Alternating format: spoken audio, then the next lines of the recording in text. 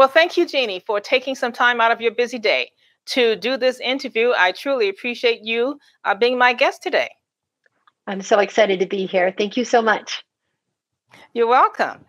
You were a substitute teacher. And one of the things, of course, before we get started, I want to talk about the fact, that you were a substitute teacher first before you transitioned into marketing.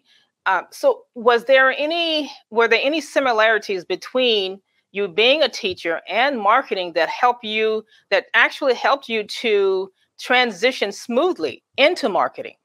Oh, absolutely. It's funny that you ask that because I was just telling someone else today that I feel like everyone should go through teachers training if they're going to become a professional in business. Because what I realized was the psychology, the focus on inspiration, the teaching techniques that enable you to excite and motivate people are all so relevant in a marketing and a business career. They come in very handy.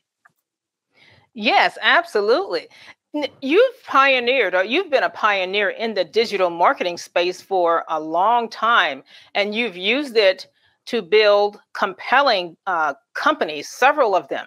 And so, when did you realize that the digital platform, would become the advantage for steady growth? Oh gosh, it all happened by accident when I was at JCPenney. I Hmm. was leading the corporate customer relations, and my job was to find a way to turn a very upset or unhappy customer into a brand advocate. And we just happened to be there at the time that JCPenney put their first web page up.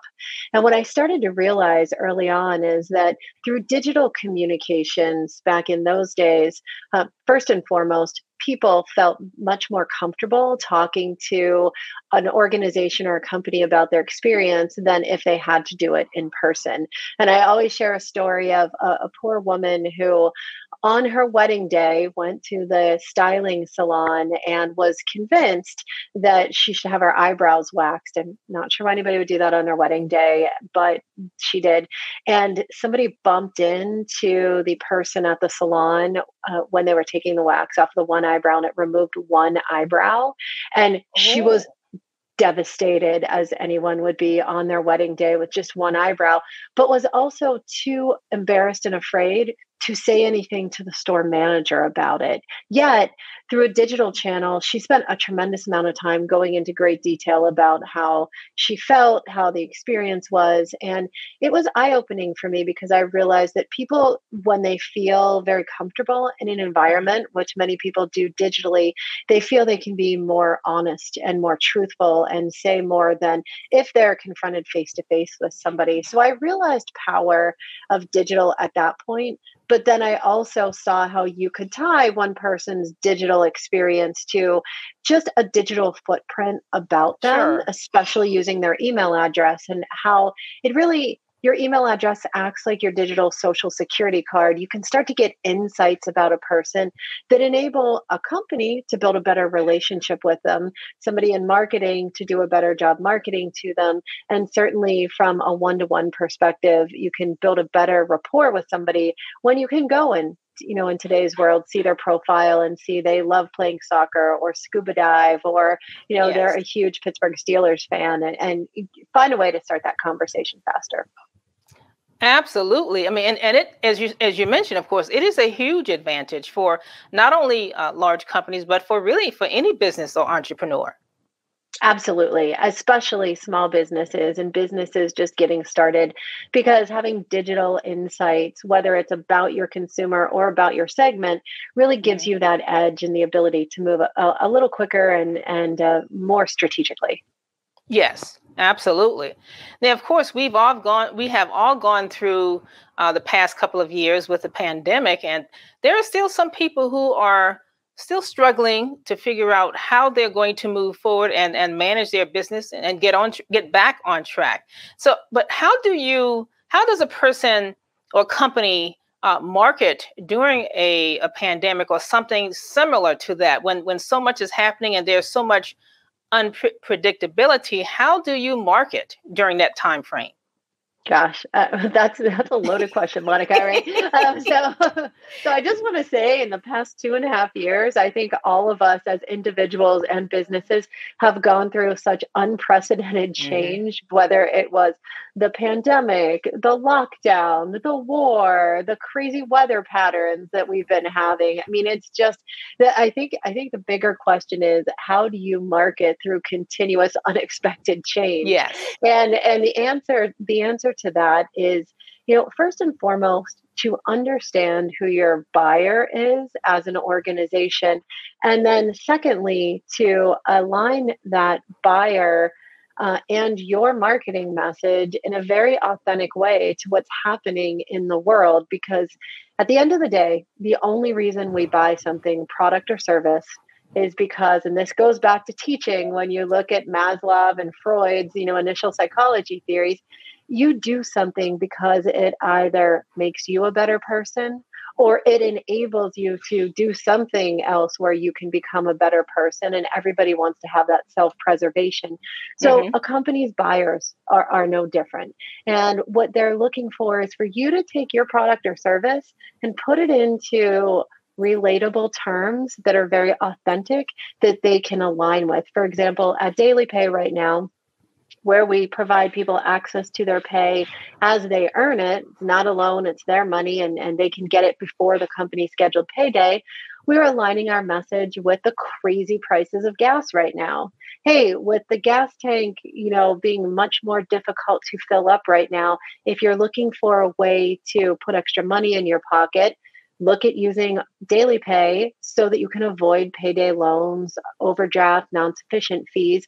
That puts more money in your pocket so you can at least make it to the gas station to put more gas in your gas tank.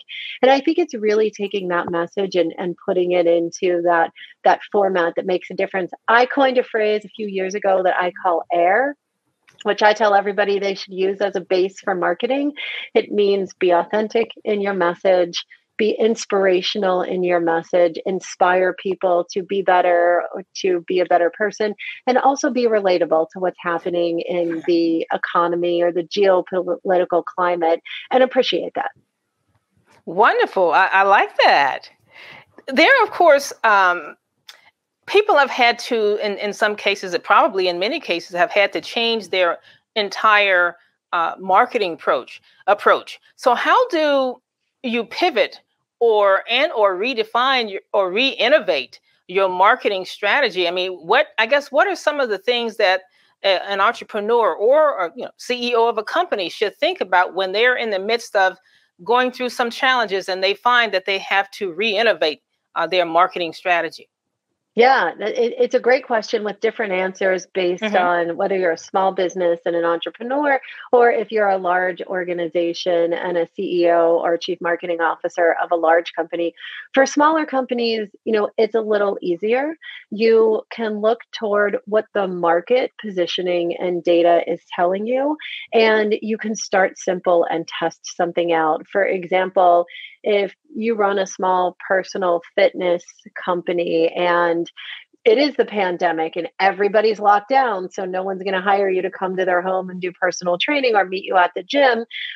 You start small by saying, "Would you like tips online?" And it's things that really, for smaller companies, don't cost money, but you look at the messaging and again use those AIR principles to make it relatable to what's happening in the environment. As people went on using that same example through the pandemic, and we all started eating and drinking way too much because we couldn't leave our homes and we needed to get through the day, then Yes. you've got a different type of message that you can pivot to on looking to lose the COVID-19. There's different tips and track and techniques. So you really have to always be on top of what's happening in the market and look to capitalize on that, but can do so in simpler ways that really aren't expensive, don't cost a lot of money, but resonate in a very authentic way with your people. For larger businesses, I'm a big fan of doing market surveys at least once a Hmm. quarter, if not more frequently, depending on whether you're B2B or B2C, and looking at what is the market telling you. And also looking at all of the insights and data, the types of conversations on Twitter or LinkedIn or Instagram about your product to give you hints and insights that you should be taking. I'm also a huge fan of always looking at competitively, what are the other people saying, and asking yourself why. Why did this company change their webpage to say it this way? Why did this company start selling their product at this dollar amount? There might be some insights in there that you can really leverage and start to test out. Mm-hmm. Oh, excellent advice. I've heard you in the past mention that digital marketing is one, or email marketing is one of the best ways to, or the best channels, I should say, to really market and grow your business. However, I've noticed, and I'm sure you probably have too, depending on what's coming in your inbox, that oftentimes people are not necessarily doing it right. Can you offer a couple of tips on how email marketing is done right? Yeah. Do we have like 4 hours to have this conversation right now? Because when somebody asks me a question about email, it's just hard to get any thoughts on it. So I'm going to say 3 things about email, just to keep me limited to 3 things. Yes. The first thing is a lot of companies, a lot, doesn't matter what size, don't appreciate the brand impact that email has. And I'll give you an example. I was working with a client that was a hotel company for a mid-range hotel, so not 5-star, but maybe 2-3 stars, where the majority of their patrons were people that had vacation one time a year. It was where you said at the beginning of the year, these are the weeks or week that I'm taking. It was on a schedule and that was it. So people needed to make their vacation plans, their timing in January, but didn't take the vacation until July. Companies that realized that would use email marketing the entire year round to keep the company's brand top of mind and to give them the feeling that when it does come time to make a decision for your vacation, here's who you should choose and here's why. So in the January timeframe, when they were choosing their weeks and making their reservations, it was a simple search in an inbox to go back to those messages from companies' brand names that they recognize, versus trying to take a chance that if you're going on vacation in June, you're probably going to make a reservation in May, and really not doing anything for the majority of the year until the right season came up. Most people keep emails in their inboxes forever in the deleted folder. Most people do not delete their deleted folder. So you can be sure, and I'm sure you've done this at some point in time in your life, that if you're trying to buy somebody flowers or something else, you all of a sudden remember, I think I saw an email go through maybe to even my spam folder with a discount on flowers. And then you go searching through your inbox to look it up again. It's that type of brand impact and messaging and staying power that drives sales that a lot of companies don't appreciate about email. So that's number one. Number two is appreciating that the email address is the digital backbone. It's like the social security number of digital. Even though we all love text messages, even though we all love getting other types of notifications on Instagram or TikTok or anything else, at the end of the day, you cannot register for any of those items. You cannot buy a cell phone unless you register an email address. You cannot get on Instagram with, at the very least, putting your phone number down, which is, guess what, tied to an email address. So if you have someone's email address, then you really have access into many and multiple ways to communicate with them, which is fantastic. And the third thing that I will say about email is a driver of referral sales. Even for those people that don't appear to be clicking on your email, it's often overlooked. I'll send out an email to 100 people. I'll see that 40 people opened it, but only 5 people clicked. A lot of companies would focus on those 5 people and over time take the other 35 off who hadn't even opened it, not realizing that someone's opening it, reading it, and saying, wow, this is interesting, not for me right now. But my cousin was just talking about that and forwarded on or posted on social. So that social amplification piece of email is also often overlooked and can add 10 to 20% of revenues to your bottom line. Oh my goodness. Those are excellent tips and advice that you've just given. I mean, that can truly change someone's business simply by applying those 3 tips. Yeah, absolutely. Yes. What key lessons have you learned from overall, that is, from the pandemic based on, the position that you're in. You're an executive. So what were some of the key lessons that you learned? Gosh, from a marketing perspective, I think as an executive, what I've learned are people during the pandemic really started to have an introspective look about themselves and appreciate more of a balanced work life situation, appreciated spending family in more ways than they had prior to the pandemic. And so there's been a shift in consumer sentiment where, as marketers, we all need to be very aware of that and speak to a supportive type of marketing message versus more of the messages that we had pre-pandemic that was more consumerized and more advantageous. I also feel that just as a business executive, we've seen a significant shift for consumers and employees to be in more control of how businesses will move forward. In fact, I was just reading an article about a large financial institution that said, okay, pandemic's over, 100% back to work 5 days a week, and 50% of the employees just didn't come back. They weren't afraid like we would have been in the past that if they didn't show up with a company edict, they were going to lose their job. They know what the labor market is, and their priorities have changed. So they're going to come in when they want to come in. And that's just one example of how we're seeing employees have control over how businesses are going to move forward. And I'm excited because I think it creates a much better environment to support diversity, equity, and inclusion. I think it's an opportunity for everybody to have a say in the democratization of future developments for businesses. And I also think it's kind of a little bit of foreshadowing on what's to come as cryptocurrency, blockchain, NFTs, the Web3 and the metaverse all continue to push us in that more democratized environment for engaging with media and businesses. Wonderful. And that is absolutely, I truly understand exactly what you're saying about that. Now, of course, there are, as you mentioned, there are a lot of people who decide not to come back to work, and there have been millions of people who have quit their jobs. And of course, a part of those, that group, there are many who have decided to start their own business or whatever entrepreneurial endeavor they decided they wanted to move into. So for them, how can they go about establishing or defining their brand identity when they're just getting started? What are maybe 2 things that they can do to kind of move them in the right direction? The most important thing is define what you or your business stands for. You need to have a very strong mission statement.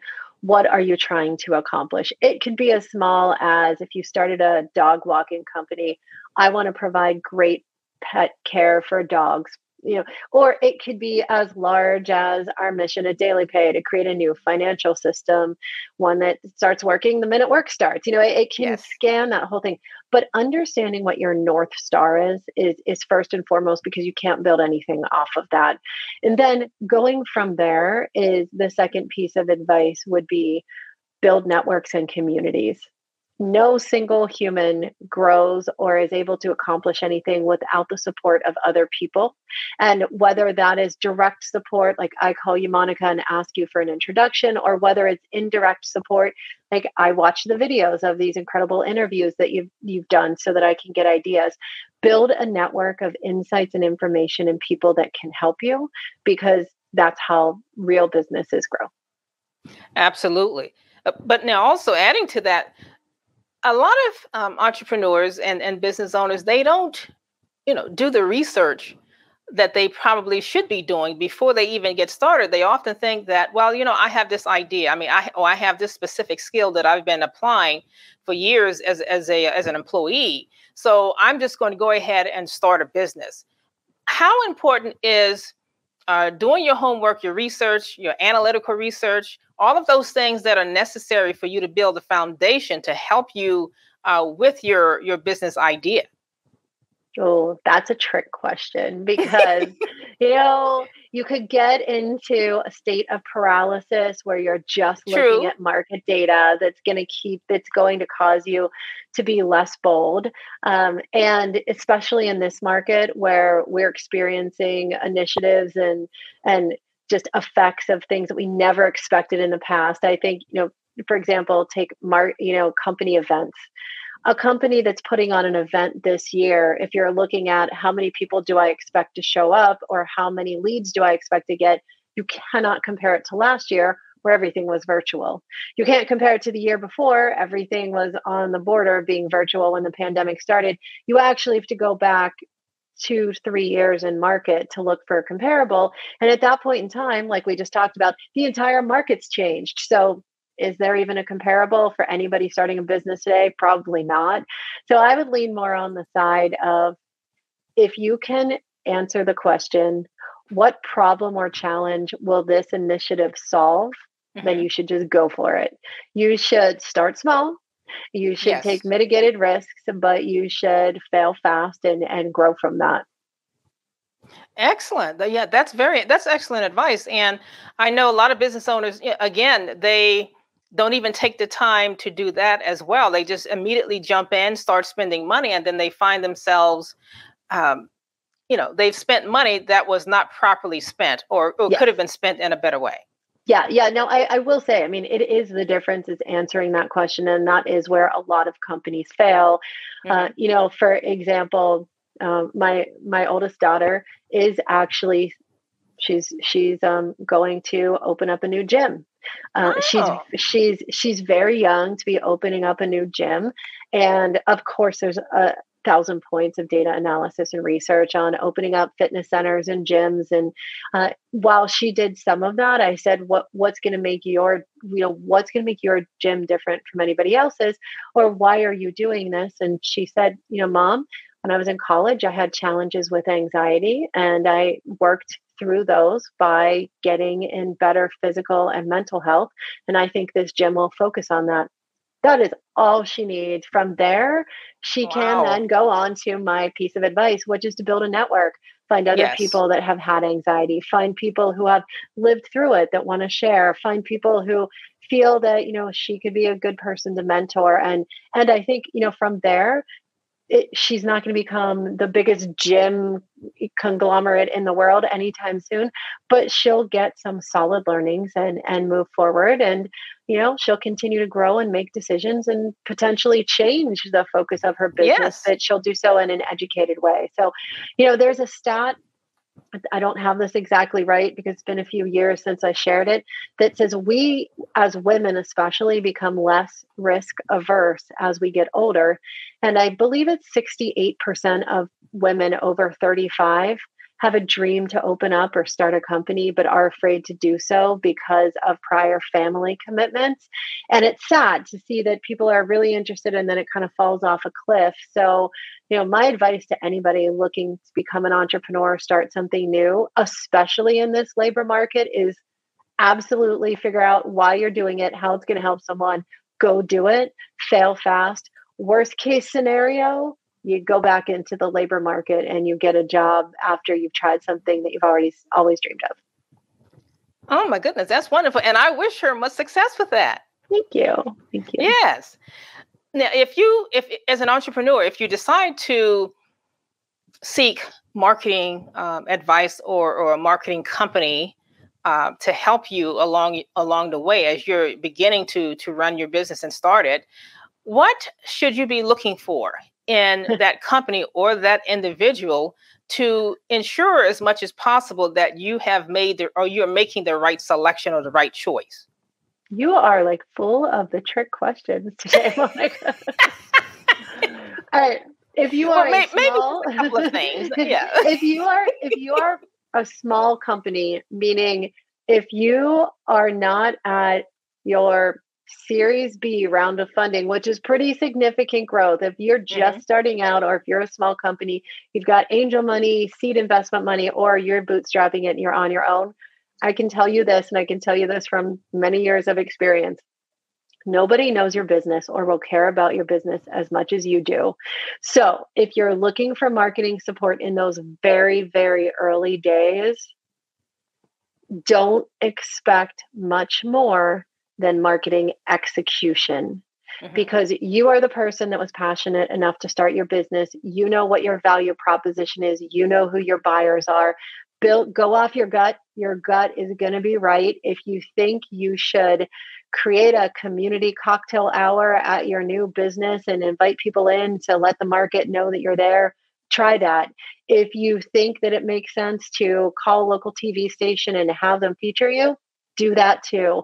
Look for marketing partners that can assist you in executing on your vision, because in those early days, marketing companies will never understand your business and your struggles as much as you will. They're great at facilitating success, but not necessarily, I wouldn't give them the ability to create the strategy for you.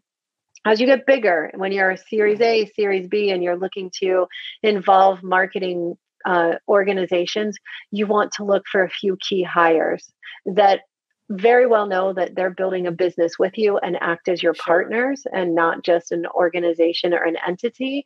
When you get to be a very large organization, the games change. Strategy, marketing agencies are absolutely critical for helping build things like brand and doing things that require a lot of strategic expertise. But in the early days, you're better off using your insights and your gut instincts. Oh, I see. Well, excellent.